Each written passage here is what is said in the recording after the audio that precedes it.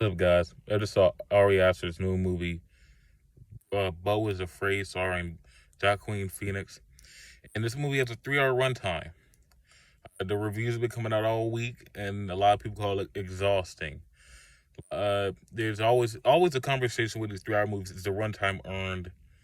And I watched a couple of reviews from a lot of people I trust when it comes to movies.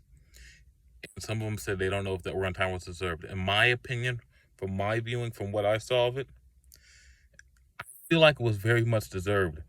Like, I don't know what it is with these movies, like Infinity Pool and now Beau is Afraid. I feel like these movies are a lot more, in my opinion, they're a lot more straightforward than what I keep hearing.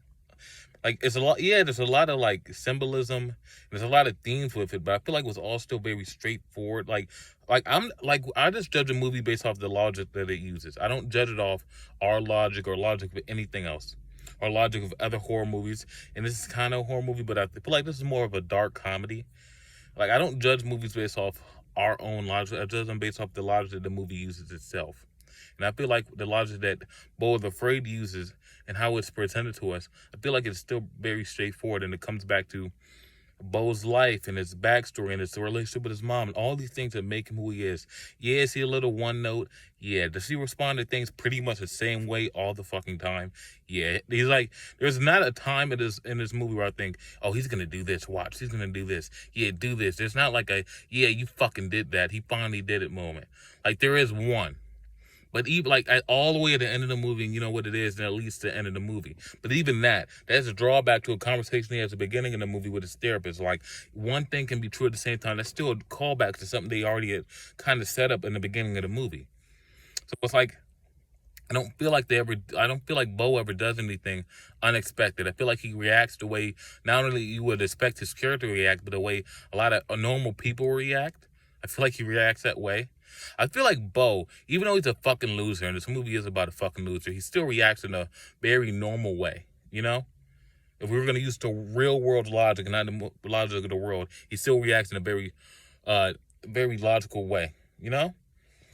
And is this movie pretty over the top with like its themes and the symbolism and some of the things they do?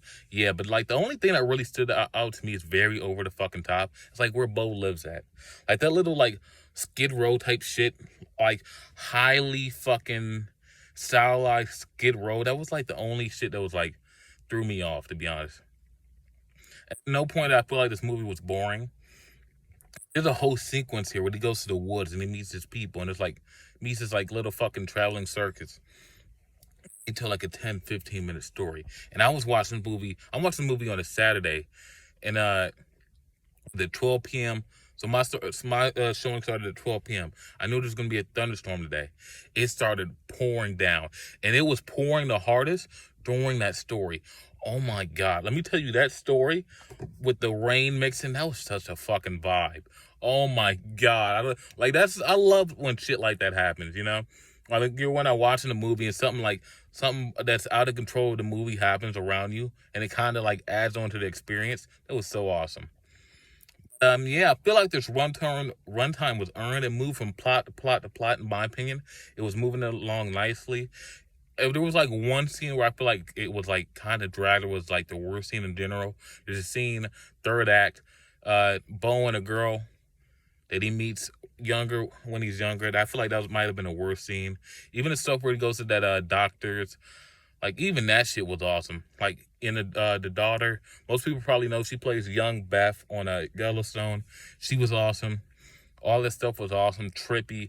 Like if I got to give this movie one label, or say the best thing about this movie, this is gonna be a stoner's go-to movie for decades to come, straight up. So yeah, Beau is Afraid.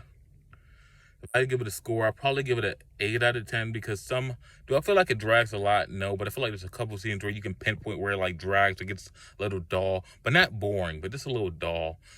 So yeah, 8 out of 10 for Beau is Afraid. I really like this movie. Will I watch it again? Not in the near future, but I probably will watch it again sometime down the line. So Beau is Afraid, 8 out of 10. Peace.